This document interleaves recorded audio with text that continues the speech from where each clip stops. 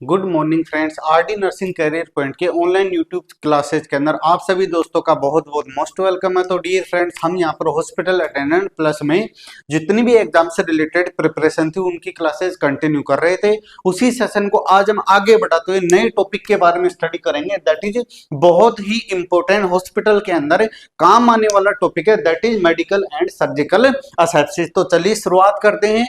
Medical and surgical असेप्सिस, इस topic को समझने से पहले हम थोड़ा सा इसका बेसिक जान लेते हैं। ठीक है, यहां पर सबसे पहले हम देखते हैं कि असेप्सिस का मतलब क्या होता है। ठीक है, देखो असेप्सिस का मतलब क्या हो गया। अगर किसी वर्ड से पहले ए लग जाता है इसका मतलब होता है एब्सेंट, यानी कि वो बिल्कुल एकदम खत्म है, एब्सेंट है। ठीक है, सेप्सिस का मतलब हो गया प्रेजेंस ऑफ माइक्रो ऑर्गेनिज्म। इसका मतलब है अगर सेप्सिस का मतलब प्रेजेंस ऑफ माइक्रो ऑर्गेनिज्म, कोई भी बैक्टीरिया वायरस से अगर हमारी बॉडी के अंदर प्रेजेंट है, that is sepsis, that is infection. और यदि कोई भी माइक्रो ऑर्गेनिज्म को क्लीन कर दिया जाता है, डिस्ट्रॉय कर दिया जाता है, यानी कि रोग फैलाने वाले जीवाणुओं को खत्म कर देना, इस प्रोसेस को हम क्या बोलते हैं यहाँ पर असेप्सिस। यानी कि कोई भी बीमारी फैलाने वाले, है ना, जीवाणु या विषाणु को मार देना, है ना, या फिर खत्म कर देना,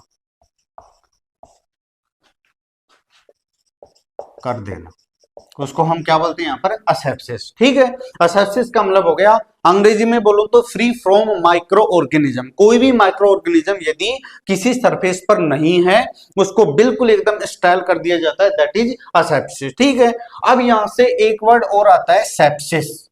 सेप्सिस, सेप्सिस का मतलब क्या हो गया कि कोई भी माइक्रो ऑर्गेनिज्म की प्रेजेंस यदि देखी जाती है तो उसको हम क्या बोलते हैं, सेप्सिस।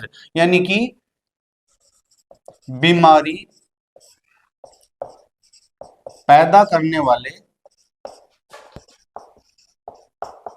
जीवों की उपस्थिति, जीवों का होना, है ना, क्या बोलेंगे हम उसको, सेप्सिस। हमारे शरीर के अंदर कोई भी बीमारी फैलाने वाले जीव जैसे bacteria, virus, parasite, algae, fungus वगैरह, कोई भी माइक्रो ऑर्गेनिज्म है, सूक्ष्म जीव हैं जो बीमारी करते हैं किसी भी व्यक्ति की बॉडी के अंदर, तो उसको हम क्या बोलेंगे, सेप्सिस। इसके बाद में हम देखते हैं यहां पर कंटामिनेशन।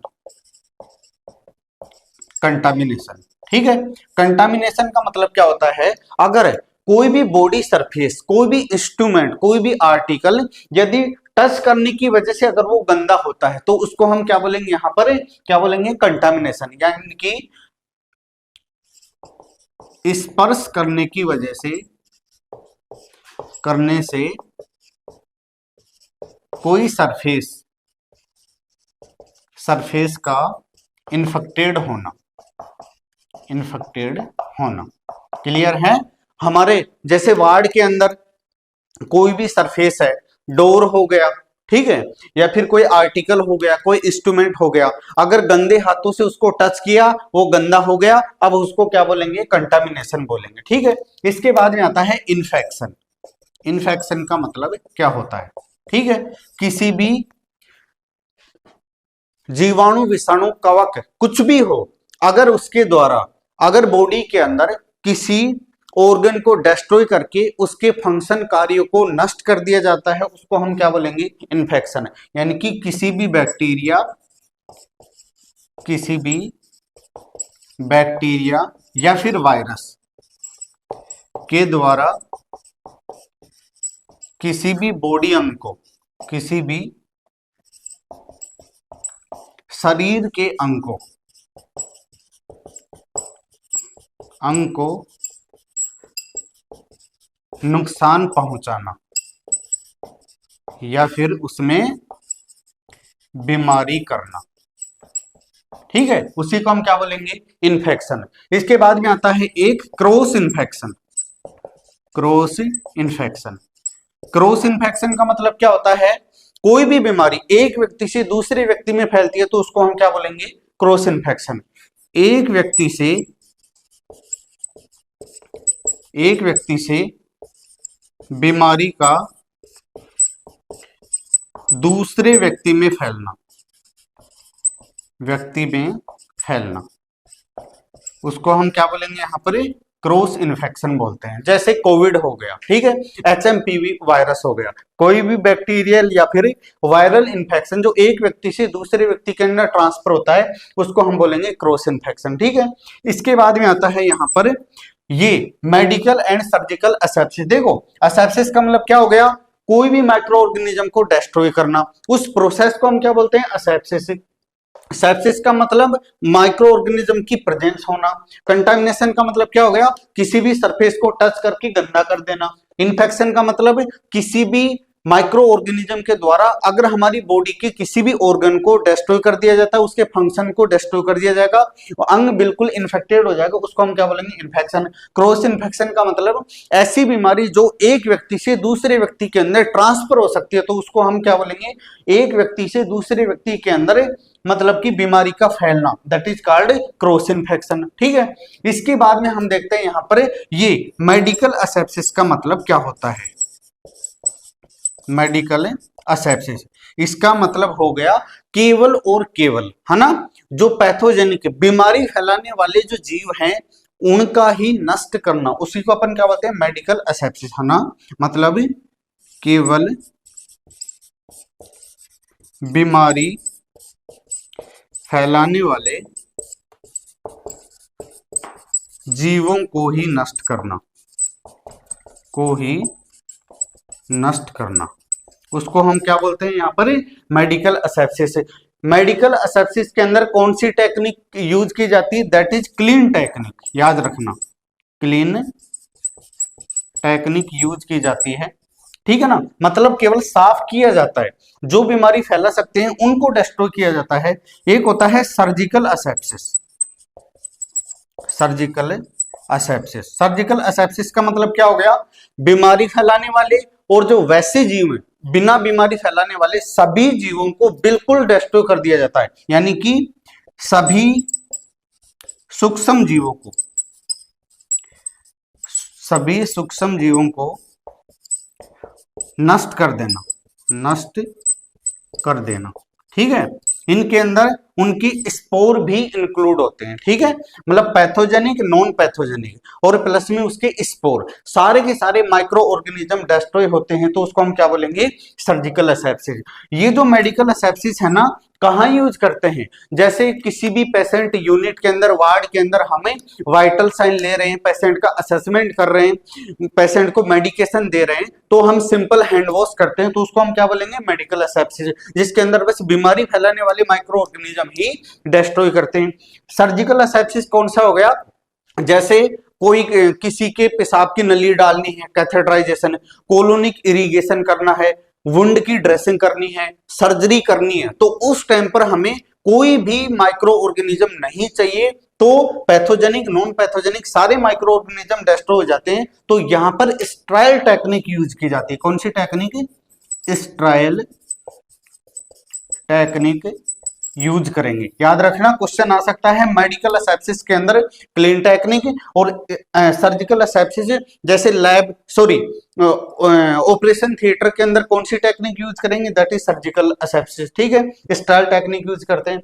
और मेडिकल एसेप्सिस जैसे वार्ड के अंदर सिंपल किसी पेशेंट को केयर देते हैं ना, तो उसके लिए कौन सी टेक्निक यूज करेंगे, मेडिकल एसेप्सिस। अब यहां पर क्या होता है, या तो कोई भी सेप्सिस या फिर कोई क्रॉस इन्फेक्शन या फिर मेडिकल और सर्जिकल एसेप्सिस को मेंटेन रखने के लिए सबसे फंडामेंटल जो टूल होता है ना, वो होता है यहाँ पर हैंड वॉशिंग। तो याद रखिएगा, यहाँ पर किसी भी हेल्थ केयर पर्सनल के द्वारा अगर वार्ड के अंदर किसी मरीज को बचाना है ना, इन्फेक्शन से, या फिर खुद को बचाना है, तो सबसे मेन जो फंडामेंटल जो टूल है ना, कि हमें क्या अडॉप्ट करना है, that is hand washing. Hand washing करेगा तो इंडिविजुअल आराम से यहां पर क्रॉस इन्फेक्शन से भी बच सकता है और मरीज को भी जल्दी से रिकवरी तक पहुंचा सकता है। तो हम बात करते हैं यहां पर हैंड वॉशिंग की, हैंड वॉशिंग, ठीक है। डियर फ्रेंड्स, यहां से समझना हैंड वॉशिंग, मेडिकल क्या बोलते हैं, मेडिकल एसेप्सिस और सर्जिकल एसेप्सिस। तो इसका मतलब हैंड वॉशिंग भी दो टाइप की हो गई, है ना। एक तो यहां से हो जाएगा मेडिकल हैंड वॉशिंग, हाथ को धोने की प्रक्रिया, और दूसरा हो जाएगा यहां पर सर्जिकल हैंड वॉशिंग। ठीक है, मेडिकल हैंड वॉशिंग या फिर सर्जिकल हैंड वॉशिंग, सबसे पहले बात मेडिकल हैंड वॉशिंग की बात करते हैं वन बाय वन। कब यूज करते हैं, ये करते हैं नॉर्मल ड्यूरिंग, है ना। कब यूज करेंगे, ड्यूरिंग नॉर्मल रूटीन असेसमेंट, है ना। किसी भी पेशेंट का नॉर्मल रूटीन असेसमेंट करना है तब अपन मेडिकल हैंड वॉशिंग यूज करते हैं। एग्जांपल के तौर पर लेना तो जैसे वाइटल साइन लेते टाइम, है ना, टेकिंग वाइटल साइन, है ना, या फिर सिंपल असेसमेंट करते टाइम। ठीक है, दूसरी यदि अपन यहां पर बात करते हैं ना, टाइम ड्यूरेशन कितना लगेगा, तो टाइम ड्यूरेशन 3 से 5 मिनट।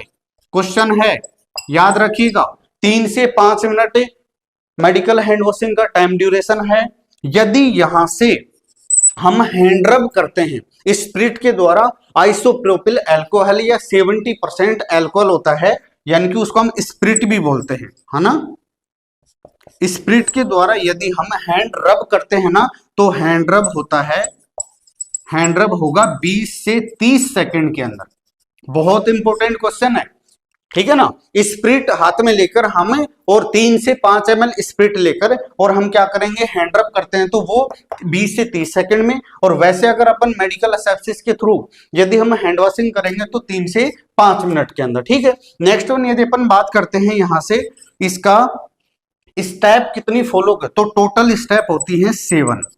टोटल जो स्टेप्स होती हैं वो कितनी होती हैं, 7 होती है। ठीक है, दूसरी बात, यहां से यदि हम देखेंगे ना, तो जो वाटर होता है ना, कौन से साइड से कौन से साइड की तरफ जाएगा, तो याद रखिएगा यहां से जो मेडिकल एसेप्सिस के अंदर, मेडिकल हैंड वॉशिंग के अंदर वाटर है ना, एल्बो से और किसकी तरफ, पाम की तरफ जाता है ना। वाटर का डायरेक्शन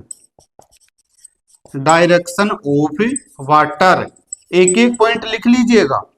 ठीक है, ये होगा एल्बो टू पाम, है ना, लेस टू मोर कंटामिनेटेड। ठीक है, एल्बो टू पाम। ठीक है, इसके बाद यदि हम देखते हैं यहां पर हैंड वॉशिंग के अंदर, ठीक है, मेडिकल हैंड वॉशिंग के अंदर कुछ स्टेप्स, कुछ मूवमेंट आते हैं, तो याद रखिएगा यहां से हैंड हाइजीन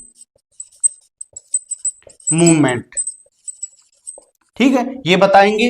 पहले थोड़ा सा इधर देख लेते हैं अपन, ये कब यूज करते हैं, ड्यूरिंग सर्जरी, या फिर अपन बोल सकते हैं कैथेटराइजेशन। ठीक है ना, या तो हम सर्जरी के दौरान यूज करते हैं, या फिर जब कैथेटराइज करते हैं ना तब यूज करते हैं। ठीक है, इसके बाद में एग्जांपल जैसे कोलोनिक इरिगेशन, कैथेटराइजेशन, कोई भी ओटी प्रोसीजर करते हैं तो सर्जिकल हैंड वॉशिंग हम यूज करेंगे। इसके अंदर जो टाइम ड्यूरेशन होगा, टाइम, है ना, वो होगा 10 मिनट। याद रखिएगा 10 मिनट टाइम ड्यूरेशन होता है। जो सोप होता है ना, अमाउंट, सोप का अमाउंट कितना होगा, 3 से 5 ml, या फिर हम यहां पर 3 से 5 ml, देखो 3 से 5 मिनट ले रहे हैं। दूसरी बात है, यहां पर स्प्रिट 3 से 5 ml, सोप भी हम 3 से 5 ml लेंगे। यहां पर 5 ml के समथिंग क्या लेंगे, सोप, और सबसे ज्यादा यहां पर लिया जाता है बीटाडिन स्क्रब। ठीक है ना, 7.5%। याद रखिएगा, बीटाडीन जो स्क्रब होता है ना 7.5%, उससे हम स्क्रब करते हैं हाथों को, बिफोर सर्जरी हम धोएंगे। ठीक है, इसके बाद में यदि कभी कभी इमरजेंसी सिचुएशन में हैंड वॉश करना है, सर्जिकल हैंड वॉशिंग, तो याद रखिएगा in emergency situation, in emergency जो टाइम ड्यूरेशन होगा वो होगा 90 सेकेंड और अबाउट 2 मिनट। ठीक है ना, याद रखिएगा, अगर जरूरत पड़ी, वैसे तो टाइम ड्यूरेशन 10 मिनट होता है, इसके अंदर अमाउंट 5 ml के समथिंग लेते हैं। बीटाडीन स्क्रब 7.5% सबसे मोस्टली यहाँ पर यूज करते हैं। लेकिन कभी मास कैजुअलिटी है, हमें जल्दी से हाथ धोना है, 10 मिनट तक वेट नहीं कर सकते, तो यहाँ पर हम कितना लेंगे, 90 सेकेंड तक हमें हैंड वॉश करेंगे। और अगर हम इसकी बात करते हैं ना, तो वाटर का फ्लो कौन से साइड में होगा, तो यहां से फ्लो ऑफ वाटर है ना, किधर होगा, ये होगा पाम से एल्बो की तरफ, from palm to elbow. Palm to elbow का मतलब हो गया less to more contaminated area, ठीक है। उसके बाद हैंड वॉश करने के बाद में दोनों हाथों को आपस में टच नहीं करेंगे, और दोनों हाथ हमारे जो वेस्ट होगा ना, वेस्ट कमर, इससे ऊपर रहेंगे। ये थोड़ा सा ध्यान रखिएगा, ताकि पानी यहां से अपने आप नीचे की तरफ जाएगा, ठीक है। और यहां पर यदि अपन स्टेप्स की बात करते हैं ना, तो स्टेप्स यहां पर 8 फॉलो होती हैं according to WHO, world health organization, ठीक है। यहां पर कितनी स्टेप है, 7, यहां पर कितनी स्टेप है, 8, ठीक है। इसके बाद यदि हम देखते हैं ना, इन दोनों के अंदर सबसे मेन स्टेप कौन सी होती है, हैंड वॉशिंग। मेडिकल और सर्जिकल हैंड वॉशिंग का सबसे मेन स्टेप होता है ना, वो होता है फ्रिक्शन। मेन इंपोर्टेंट, दोनों का मिक्स करके लिख रहा हूं, main important step of hand washing is friction. भाई ये दोनों के लिए लागू है, मेडिकल के लिए भी और सर्जिकल के लिए भी, इसलिए मैंने इसको स्टार लगा के मेंशन कर दिया है, ठीक है ना। फ्रिक्शन का मतलब है दोनों हाथों से सोप या फिर स्क्रब लेकर अच्छे से जितना ज्यादा हम घिसेंगे उतना ही ज्यादा माइक्रो ऑर्गेनिज्म डिस्ट्रॉय होगा। अब यहां पर पूछा जाता है हैंड हाइजीन मूवमेंट, तो याद रखिएगा 5 हैंड हाइजीन मूवमेंट मतलब हम कब कब हाथ धोएंगे, हाथों को क्लीन करेंगे, ठीक है ना। तो यहां से 5 आएंगे, जिसमें सबसे पहला आता है बिफोर प्रोसीजर, दूसरा आता है आफ्टर प्रोसीजर, मतलब कोई भी प्रोसीजर करेंगे ना, मतलब क्या हो गया, बिफोर एनी प्रोसीजर, ठीक है। दूसरा है आफ्टर एनी प्रोसीजर, हो गया before any procedure, after any procedure. इसके बाद आता है तीसरा before and after touching of patient, before and after touching of patient, है ना, मरीज को टच करने से पहले और बाद में। दूसरा, इसके बाद 4 नंबर पर है पेशेंट के जो सराउंडिंग एरिया है, जैसे उसका लिनन हो गया, बेडशीट हो गया, उसको टच करने के बाद में, आफ्टर टचिंग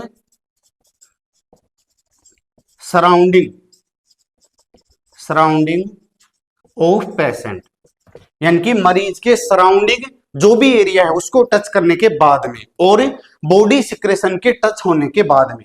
और नंबर लास्ट आता है यहां पर 5 number, after touching of patients body secretion, patients body secretion, ठीक है। तो यहां से हमने देखा मेडिकल और सर्जिकल हैंड वॉशिंग के स्टेप।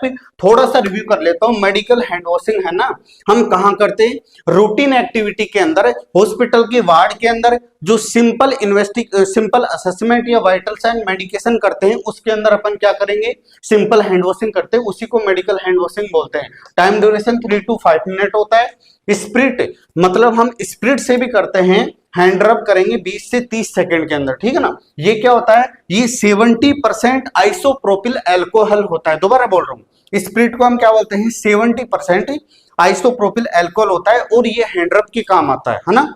देखो स्प्रिट कब यूज करते हैं, जैसे एक पेशेंट से दूसरे पेशेंट को टच करना है तो हम स्प्रिट यूज करते हैं। लेकिन हमारे हाथों पर अगर कोई कार्बनिक मटेरियल लगा हुआ है, कुछ भी मटेरियल ऐसा काला अगर कोई कुछ भी दिख रहा है कार्बनिक मटेरियल, तो अपने को क्या करना पड़ेगा, हैंड वॉश करना पड़ेगा, ठीक है। टोटल स्टेप 7 होती है। डायरेक्शन होता है एल्बो टू पाम, यानी कि less to more contaminated. Hand hygiene के कितने movement, 5, before and after procedure, before and after touching of patient, after touching surrounding of patient, और लास्ट वन है after touching patient body secretion, जैसे urine हो गया, ठीक है ना, या फिर स्टूल हो गया, वोमिटिंग हो गया, ब्लड वगैरह हो गया, इसके सिक्रेशन, बॉडी के सिक्रेशन के बाद में हम क्या करेंगे, अपने हाथों को साफ करेंगे।